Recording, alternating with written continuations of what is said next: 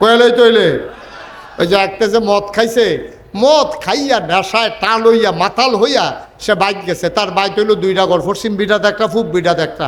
পূবেরটা হইলো গরু ঘর, পশ্চিম বিটাটা হইলো তার থাহুন্যা ঘর। তো তে যে মাতাল হইছে তার তো ঘর হনছি না, নেশা ঠিক নাই, তো মাথা পূর্ব পশ্চিম ঠিক নাই। তে মনে করছে এই পূবেরটাই পশ্চিমের ঘর, তে নিজের ঘর মনে করে গোয়াল গরু গিয়া ঢুকছে।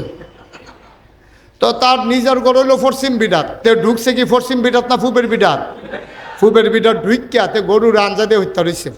তে মনে করছে যে এই গরু তো বউ থাহে, বাচ্চা কাচ্চা থাহে, এই মনে করে গরুর লোক হত্যা রয়েছে। তো তে শুয়া শুয়া গরুর ল্যাঞ্জাটারে আতো পাইছে, ফাইয়া সেরা তে ল্যাঞ্জার ধরে কইতেছে কি প্রত্যেক দিন দিয়ে 2 বেনি করো, আজ যদি 1 বেনি। ল্যাঞ্জা কয় না রে, হাতে গরুর ল্যাঞ্জা তো এটা মনে করছে বউয়ের চুলের বেনি। হাতে কইতাছে প্রত্যেক দিন দিয়ে 2 বেনি, আজ যদি 1 বেনি। তো এই বর্বরের তো সরম না, এটা তো নেশা করে বাতাল। গরুর তো সরম আছে, গরু লাতি দিয়া কইছ নাউজুবিল্লাহ কইতেন না, আহারে মদ, আহারে মাতাল, নাউজুবিল্লাহ কইতেন না, সেটা কইতেন না নাউজুবিল্লাহ। মদ যে কি ডেঞ্জারাস জিনিস, কত মা এই বাংলাদেশে খুন হয়েছে মদখুরের হাতে, ঠিক কিনা কম? কত বাবা অপদস্থ হয়েছে মদখুরের হাতে, সমাজ আজকে নষ্ট হয়ে গেছে। ভাইয়ারা, ও ভাইয়ারা, সন্তান জন্ম দিলে আব্বা হওয়া যায় না, সন্তান জন্ম দিলে আব্বা হওয়া যায় না। সন্তানকে যদি মানুষের মতো মানুষ তৈরি করতে না পারো, তাইলে আব্বা পরিচয় দিলে বেজ্জুতি হওয়া লাগবে, ঠিক কিনা কম? তোমার ছেলেরে সাইডা দিয়া রাখছো, মাগরিবের পরে সে যায় কই, কই যায় সে? খবর নেওয়া আব্বা আম্মার দায়িত্ব। উঠতি বয়সের ছেলেদেরকে ছেড়ে দেওয়া যাবে না। এই মদের খাওয়া যেমন হারাম, এটার ব্যবসা করাও হারাম। মদ খাওয়া যেমন হারাম, ব্যবসা করাও হারাম, সাপ্লাই দেওয়াও হারাম, বহন করাও হারাম। যেই সিএনজিতে করে এই মাদক পাচার হয়, তারপরে গাঞ্জা এদিক থেকে ওইদিকে যায়, ওই সিএনজির ড্রাইভারেরও তার কবিরা গোনা হবে, কারণ সে যদি যাই না শুন না এই গাঞ্জা এক জায়গার তার এক জায়গাত নেয়। আপনি যদি কন্তে মাল নিব টেহা পাইব, সমস্যা কি? তো মাল নিব টেহা পাইব, তো এই বাতাকান দিতে এই তালুকফাড়া আইতে আইতে তারে 3000 টাকা ভাড়া দেয়, তারপরেও বুঝে না কুসকুস কালা হয়। তারপরেও কি বুঝনের বাহির হয়েছে এই জায়গাটা কি 3000 টাকা ভাড়া নি? বাতাকান দিতে তালুকফাড়া আইয়া খালি কোনো মতে হালাই দিয়া দৌড় দিয়া লইব 3000 খেরাত। তো হ্যাবলে হয়তো বুঝন ছিল, এখন সময় মারাত্মক একটা রহস্য আছে নাকি নাই? নাহলে আমার 3000 টাকা ভাড়া দেয় কিরে? তুমি যেমন টান দিয়ে হালাই দিয়ে গেলে 3000, আর যদি ধরা খাইতে পারো সিএনজি বেড়াইয়া তুমি বেড়াইয়া নাই, ঠিক কিনা কম? এই বহন করা, ছেলেরা বসো, তে মনে করছো অন্য হুজুর, এবার হুজুরে সিংচত্তা বাড়া সিফা দিয়া বইয়া থাক, এটি উঠুন না মাহফিল। এটি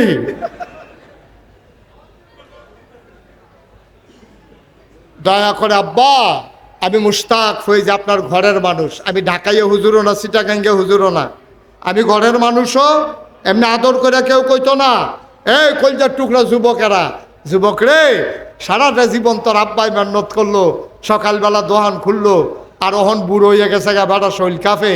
এই শীতের ভিতরে তুই জুয়ান মানুষ, তুই সারাটা রাত নেশা কইরা শেষ রাইতে ফজরের পরে গিয়া ঘুমাস, দিনের 2টা 2:30টার সময় উঠতে তে জিন্সের প্যান্ট ফেরা ফেয়ার অ্যান্ড লাভলি দিয়ে আডে। এই সিফা সাফাত খেরমুডার সিফাত ব্রিজও বইয়া বইয়া মাইয়াফান তার জ্বালায় কলেজও যাইতে পারে না, স্কুলও যাইতে পারে না, মাদ্রাসা যাইতে পারে না, বইয়া বইয়া টিটকারি মারে, ঠিক কিনা কও? শুধু ওয়াজও হবে না, সামাজিকভাবে প্রতিরোধ গড়ে তুলতে হবে। তালুকপাড়ার যুবকেরা আজকে যেমন করে মাহফিল সাজানোর জন্যে নিজেরা বেশ ধারণ করে দিন রাত হারাম করে দিয়ে, আরামকে হারাম করে দিয়ে যেমন করে মাহফিল সাজিয়েছে, এই সমাজ সুন্দর করার জন্যে যুবকদের কমিটি হবে। যেই যুবকেরা রাস্তার মোড়ে দাঁড়াইয়া আমার মেয়েকে আমার বোনকে টিটকারি মারবে, তাকে দৃষ্টান্তমূলক শাস্তি দিতে হবে, ঠিক কিনা কম? একজনকে দৈরা যদি কটা দিয়ে দিতেন পরে বাহিনী দেখবেন এমনি সুযোগ হয়ে যাব। একটারে দইটা কটা ফাতলা ফাতলা খিচ্ছা দিবেন, উদম করে সেটা সিহন জিঙ্গা দিয়া ফতফাত ফতফাত করে কটা খিচ্ছা দিবেন, বাহিনী দেখবেন সোজা। এটি হুদা ওয়াজ এদিকে তার কাম হইব নিহি, ওয়াজে হুদা ধরতো না। যদি দেখেন যে পাওয়া গেছে ব্রিজের উপরে বইয়া বইয়া মায়াফান্ডে টিটকারি মারে, তাকে ছাড়া নাই। সন্ধ্যার পরে ওই বাজারের মোড়ে কোথায় কোথায় এই ব্যবসা করে, কারা করে, তাদেরকে চিহ্নিত করে আইনানুগ ব্যবস্থা নিতে হবে, থানাকে জানাতে হবে, পুলিশকে বলতে হবে, এবং নিজেরাও তাদেরকে ধরে আইনের হাতে সোপর্দ করতে হবে। 2-4টা মানুষের কাছে আমার সমাজকে ইজারা দেওয়া যাবে না, ঠিক কিনা কর? 2-4 জন মানুষের কাছে এই সমাজকে আমরা বন্ধক দেব না। এই সমাজটা পাইতে গিয়া এই 24-এর 36শে জুলাই আমার ছেলেরা জীবন দিয়েছে, আমার আবু সাইদ মুগ্ধ, তারা জীবনের বিনিময়ে এ দেশকে সাজাতে চেয়েছে। আমার উসমান হাদি তার জীবন দিয়ে প্রমাণ করে দিয়েছে, সবার চাইতে, জীবনের চাইতে, স্ত্রী সন্তানের চাইতে সবার আগে আমার দেশ, আমার ইসলাম, ঠিক কিনা বল? আর বাইরে যাওয়ার কোনো সুযোগ নাই। আজকে আমরাও চাই ঘরে ঘরে উসমান হাদি তৈরি হোক, ঘরে ঘরে আধিপত্যবাদের বিরুদ্ধে স্লোগান হোক, ঘরে ঘরে সন্ত্রাসবাদকের বিরুদ্ধে স্লোগান হোক, যেন আমার মানুষগুলো যেন সোনার মানুষ হতে পারে, ঠিক কিনা কর? আল্লাহর নবী মুহাম্মদুর রাসূলুল্লাহ সাল্লাল্লাহু আলাইহি ওয়াসাল্লাম ১৫০০ বছর আগে মানুষগুলোকে বদলে দিলেন। আয়াত নাজিল হয়ে গেল, মানুষগুলো হয়ে গেল সোনার মানুষ। আল্লাহ রাব্বুল আলামিন কয় রাদিয়াল্লাহু আনহুম ওয়া রাদু আনহু, তাদের ব্যাপারে আল্লাহ খুশি, আল্লাহর ব্যাপারে তারা খুশি। বলো সুবহানাল্লাহ। এমনি এমনি হয় না আব্বা, এই 30 পারা কোরআন আল্লাহ তাবারক ওয়া তাআলা তোমাদের কাছে পৌঁছে দিলেন। এই কোরআনের যা কিছু হুকুম আছে পালন করবা, যাগুলো নিষেধ আছে ছেড়ে দেবা। আমার নবী পালন করে করে দেখিয়ে দিয়েছেন। ও মুসলমান, কোরআনুল কারীমে 21 পারায় সর্বশেষ সূরার নাম সূরা আহজাব। ৭৩টা আয়াত, 9টা রুকু। আল্লাহ বলছেন ইয়া আইয়ুহান নবী আত্তাকিল্লাহ, ও নবী, সমাজকে যদি মাদক থেকে বাঁচাতে চান, সমাজ থেকে যদি রাহাজানি দূর করতে চান, সন্ত্রাস চুরি ডাকাতি যদি বন্ধ করতে চান, আত্তাকিল্লাহ, আপনি নিজে ভয় পাবেন আল্লাহকে। আপনার যারা উম্মত কিয়ামত পর্যন্ত যারা দুনিয়ায় আসবে সবার অন্তরে ভয় পয়দা করে দিতে হবে, ঠিক কিনা? আপনি পুলিশকে ডরাইয়া লাভ নাই তো। পুলিশকে পাহারা দেওয়া যায়। পাতাকান্দি রাস্তার মুহের ভিতরে একটা যদি মোবাইল লইয়া খোলা বইয়া থাকে, আর তার লোক ফাড়া ভুট্টা ক্ষেতের ভিতরে আরেকটা বইয়া বইয়া গাঞ্জা খায়, তো পুলিশ আইতো লইলে তারে ফোন করে কবে তুই কয় আমি যে ভুট্টা খেত কিতা করস, কয় মাত্র কলকিটা ধরাইছি। পুলিশ কইলাম আইতে আছে, তাই কয় সমস্যা নাই, আমিও হে ফিল চাইয়া রইছি, কোনো টেনশন করিচ্ছা, তুই খবরটা দেওয়াতে অসংখ্য ধন্যবাদ। সহজ। পুলিশ পাহারা দেওয়া যায়, আব্বারে পাহারা দেওয়া যায়, আম্মারে পাহারা দেওয়া যায়, পিসাবরে পাহারা দেওয়া যায়। আপনি যদি নিজে একটা সোনার মানুষ হতে চান, আপনি যদি একটা পারফেক্ট প্র্যাকটিসিং মুসলিম হতে চান, আপনি যদি সোনার মানুষ হতে চান, আপনি যদি পরিবারের সেরা স্বামী হতে চান, মা বাবার কাছে যদি সেরা সন্তান হতে চান, ভাইয়ের কাছে যদি সেরা ভাই হতে চান, সন্তানের কাছে যদি সেরা বাবা হতে চান, নায়নাতকুলের কাছে যদি সেরা নানা সেরা দাদা হতে চান, আপনি যদি মনে করেন এই সমাজে মানুষ বলবে আমার মাসুমের মতো এমন ছেলে আরও যদি কয়টা পাইতাম তাহলে এই সমাজটাকে আরও সোনার সমাজ বানিয়ে দিতাম, আপনি যদি সেই সোনার মানুষ বানাতে চান তাহলে যেতে হবে যার কাছে, তার নাম হইল কোরআনুল কারীম, ঠিক কিনা কর? এই কোরআনের যা কিছু হুকুম আছে পালন করবেন, যা কিছু নিষেধ আছে আপনি ছাড়বেন। এই ছাড়তে ধরতে ধরতে ছাড়তে ধরতে ধরতে ছাড়তে ছাড়তে একদিন আপনার সবগুলা দোষ মুক্ত হয়ে যাবেন, আপনি গুণযুক্ত হয়ে যাবেন। এখন আপনার মাঝে হিংসা নাই, আপনার মাঝে বিদ্বেষ নাই, আপনার মাঝে চুরি নাই, আপনার মাঝে ডাকাতি নাই, আপনার মাঝে মানুষকে ঠকানো নাই, আপনার জোর আছে বইলা কার উপরে অত্যাচার করেন না, আপনার দলটা ক্ষমতায় আছে বইলা আপনি কথায় কথায় মানুষকে মামলা দেন না। এইভাবে আপনি সবগুলা বদগুণ ছাড়তে ছাড়তে সদ্গুণগুলো ধরতে ধরতে আপনি মাহফিলের চান্দা নিজে একটা ইচ্ছা করে সুন্দর করে একটা মাহফিল সাজান জনগণের খেদমতে। আপনি পুলটা ভেঙে গেছে, আপনি ঠিক করে দিছেন। বিধবা মায়ের কন্যার বিয়ে হয় না, আপনি বিয়ের ব্যবস্থা করে দিছেন। তালুক পাড়ার যুবকেরা মিলে সমিতি করেছে, এই সমাজে আমরা নিরক্ষর অশিক্ষিত মূর্খ রাখবো না, সবাই মিলে আপনারা সমিতি করে চান্দা উঠাইয়া জানুয়ারি মাসে সবার বই কিনা দিয়া হয় মাদ্রাসায় নাইলে স্কুলে ভর্তি করাই দিছেন। এরপরে আপনার বাবার চিকিৎসা হয় না, এই তাল্লুক পাড়ায় কার কার চিকিৎসা হয় না তালিকা করে মাসুম ভাই ফোন দিছে, আপনি একটু কুমিল্লা আইসেন কষ্ট করে, আমি সিএনজিরে বলে রাখছি আপনার আইসা নিয়ে যাবে গরিপুরে, গরিপুর থেকে বাসে উঠে আপনি নামছেন, ওই মাসুম ভাইয়ের কর্মচারী আইসা শাসন গাছা দাঁড়ায় রয়েছে, রিক্সায় করে আপনারা ডাক্তারের চেম্বারে নিয়ে গেছে, ডাক্তার দেহাইয়ে ওষুধ টষুধ কিনা দিছে, লগে দিয়ে কটা আপেল আবার কমলাও কিনা দিছে, কই ওষুধ খাইয়েন এডিও খাইয়েন। উমা 15 দিন পরে মার্শাল্লাহ ভালো ফুন ফুন্নই উঠছে। এটাই আমাদের দায়িত্ব, এটাই আমাদের কাজ। এইভাবে যদি আমরা নিজেদের সমাজটাকে বদলে দেই, আমার বাংলা সোনার বাংলা হয়ে যাবে, ঠিক কিনা কন? তাইলে অন্তরে ভয় থাকবে কার? কথা কয় না কার? এই পৃথিবীতে দাম বেশি কার? হ্যাঁ, এই পৃথিবীতে দাম বেশি কার আপনি জানেন? এই পৃথিবীতে আমরা মনে করি ফিরসাপ, নাগাইশের ফিরসাপ উজুরাইছে, এবার যেই দামি মানুষ, এবার আইতো লইলে মাইসে সালাম দিয়া রাস্তার কান্দাত খেলুই জায়গায় কত মাইসে সালাম দেয়, এবার ওয়াজ কত মাইসে শুনে, এবারার মতো দামি মানুষ বোধহয় আর নাই। আপনি মনে করছেন ফিরসাপ হইল দামি, আপনি মনে করছেন এমপি, আপনি মনে করছেন মন্ত্রী, আপনি মনে করছেন ভুইয়া চৌধুরী, সরকার খনকার ফেসকার স্বর্ণকার দফাদার শহীদার, আপনি মনে করছেন কন্ট্রাক্টর দোহানদার, তারা বোধহয় সবচেয়ে দামি মানুষ। যেবারার 6টা ফুট এবারাই বোধহয় দামি মানুষ, যেবারার লাডির জুরবালা এবারাই বোধহয় দামি মানুষ, যেবারার টেহা বেশি এবারাই বোধহয় দামি মানুষ। আল্লাহ কারে না, দামি মানুষ কারে কয় আমার তেনা জানবি। আপনাকে আল্লাহ বলেন কে দামি? আল্লাহ কয় ইন্না আকরাবাকুম ইনদাল্লাহি আতকাকুম, তোমাদের ভিতরে ওই মানুষটার মর্যাদা বেশি যার কলিজার ভিতরে আল্লাহর ভয় বেশি, ঠিক কিনা? যার কলিজায় যত বেশি ভয়, সে রিক্সাওয়ালা হতে পারে, সে মেথর হতে পারে, সে মুচি হতে পারে, সে ডেলি লেবার হতে পারে, সে কামলা হতে পারে, অটো ড্রাইভার হতে পারে, সিএনজি ড্রাইভার হতে পারে, তার দাম বেশি যার কলিজায় আল্লাহর ভয় বেশি, ঠিক কিনা? এই অন্তরে যার আল্লাহর ভয় পয়দা হয়ে যায়, মানুষটা হয়ে যায় সোনার মানুষ।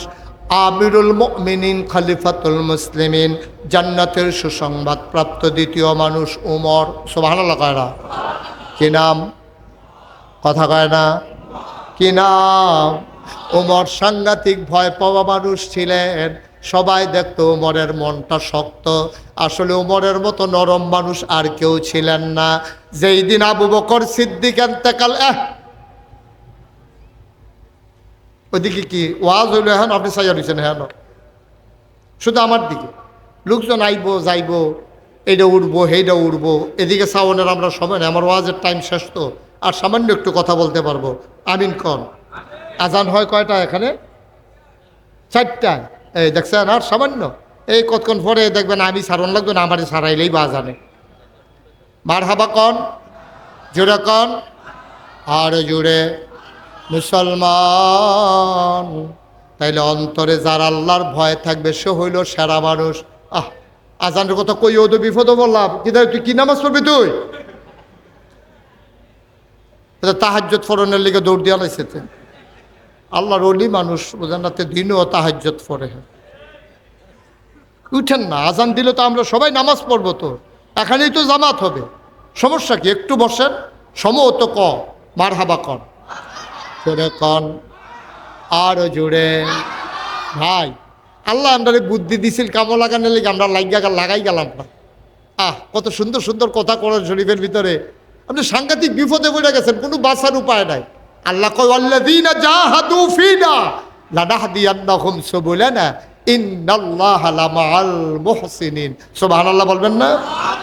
বিপদে পড়ে গেছো তুমি, অসুখে পড়ে গেছো তুমি, সাংঘাতিক বিপদ তোমার, ঝামেলায় পড়ে গেছো তুমি।